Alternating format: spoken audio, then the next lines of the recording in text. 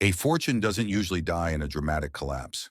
There is no single bad decision, no one reckless trade, no sudden moment where everything disappears. What happens instead is quieter, subtle, almost invisible. The money keeps coming in for a while. Life still looks comfortable. Appearances are maintained. And then one day there is nothing left to protect.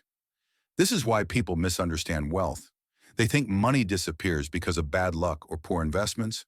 But across history, across cultures, across families that once controlled land, companies, and empires, the same truth repeats itself. Money disappears because a rule was ignored. Not a complicated rule, not a financial loophole, a behavioral rule. Wealthy families understand something most people never learn. Money is not just a resource, it is a system. And systems do not collapse all at once. They collapse when one boundary is crossed repeatedly. That boundary is consumption. The single financial rule wealthy families never break is simple. They never consume what is meant to produce. This rule sounds almost too obvious to matter, but it is the reason some families remain wealthy for generations, while others fall back into nothingness within a lifetime. It is the difference between money that survives people and money that dies with them. Most people grow up seeing money as permission. Permission to relax, permission to upgrade, permission to finally live. Wealthy families grow up seeing money as responsibility. Responsibility to protect what feeds them. Responsibility to preserve the engine, not just enjoy the output. This is why the same pattern appears again and again. The first generation struggles. They build with discipline because they have no choice. The second generation grows up around stability. They maintain what exists. The third generation grows up surrounded by comfort, with no memory of scarcity. They assume the system will always work, and slowly, quietly, they begin to consume the very thing that made their life possible. Money does not punish them immediately. It allows the behavior for a while. That delay is what makes the mistake fatal. When people talk about wealth disappearing, they often point to spending. But spending itself is not the enemy. The real danger is where the spending comes from. Wealthy families draw a strict line between capital and lifestyle. Capital is what produces. Lifestyle is what consumes. That line is treated as sacred. Most people blur that line without realizing it. They sell income-producing assets to fund comfort. They dip into investments to maintain appearances. They justify it as a reward, a celebration, or a temporary decision. But every time capital is used to support lifestyle, the system weakens. This is not philosophy, it is mathematics. Capital has a future. Consumption does not. When you consume capital, you are not just spending money. You are spending every future return that money could have generated. The loss is invisible because it exists in the future, not the present. You feel the pleasure today, but you never feel the missing compounding tomorrow. Wealthy families understand this deeply. They do not protect money because they love money. They protect money because they understand leverage. One protected asset can support many lives. One drained asset cannot support even one for long. This is why wealthy families often appear unimpressive from the outside. They do not rush to upgrade their lifestyle every time income increases. They do not chase status symbols to prove success. They are not impressed by flash. They are impressed by endurance. To them, buying something expensive is easy. Protecting something valuable is hard. And hard things are respected. There is a fundamental difference between being rich and being wealthy. Rich people focus on what they can afford right now. Wealthy families focus on what must never be touched. They think in terms of decades, not months. They ask whether a decision strengthens or weakens the system. If it weakens the system, it does not matter how enjoyable or justified it feels. The answer is no. This mindset becomes most visible when wealth passes from one generation to the next. Founders remember the struggle. They remember the risk. They remember how close failure felt. That memory creates discipline, but memory does not transfer through inheritance. Heirs receive results, not context. They see money as safety and identity. They assume stability is natural. They do not instinctively protect what they did not build. Wealthy families solve this by enforcing rules instead of relying on values alone. Values fade under pressure, rules endure. From a young age, heirs learn one lesson clearly.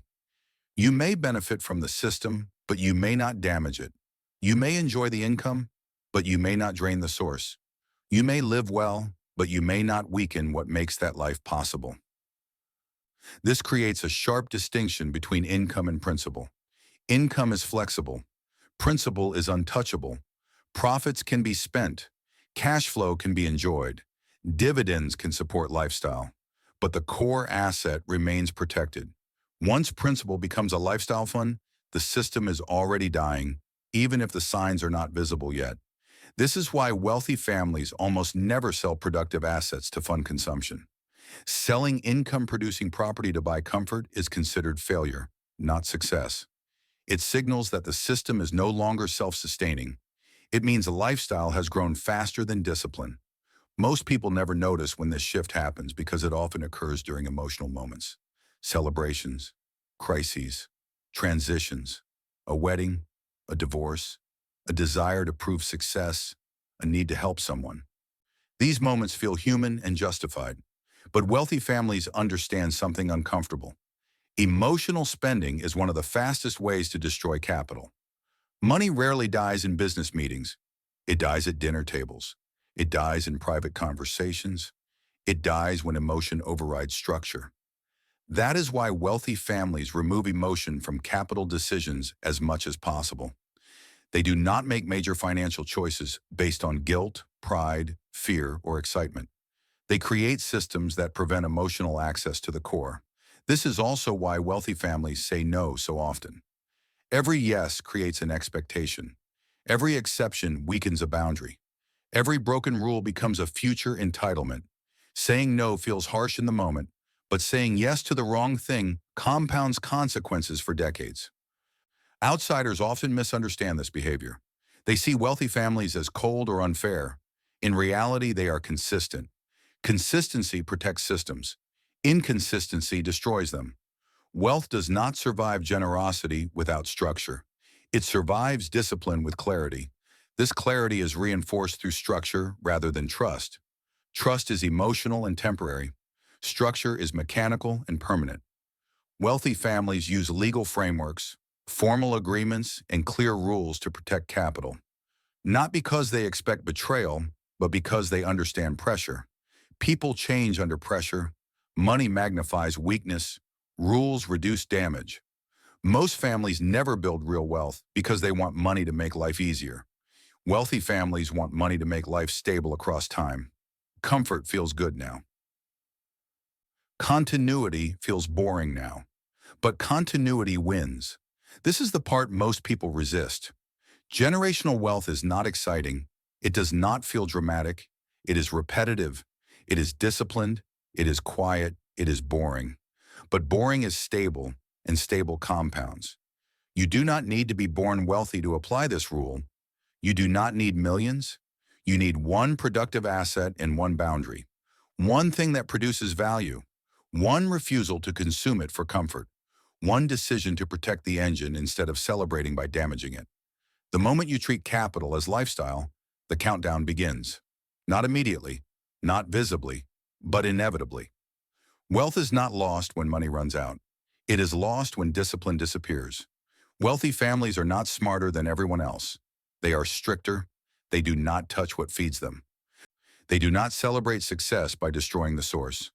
They do not confuse spending with progress. They follow one rule relentlessly, and that rule keeps money alive long after they are gone. If this changed the way you think about money, follow the page and subscribe to the channel. This is Untold Truth of Money, where we expose the rules no one teaches, but everyone pays for when they break them. Because real wealth is not built loudly. It is protected quietly.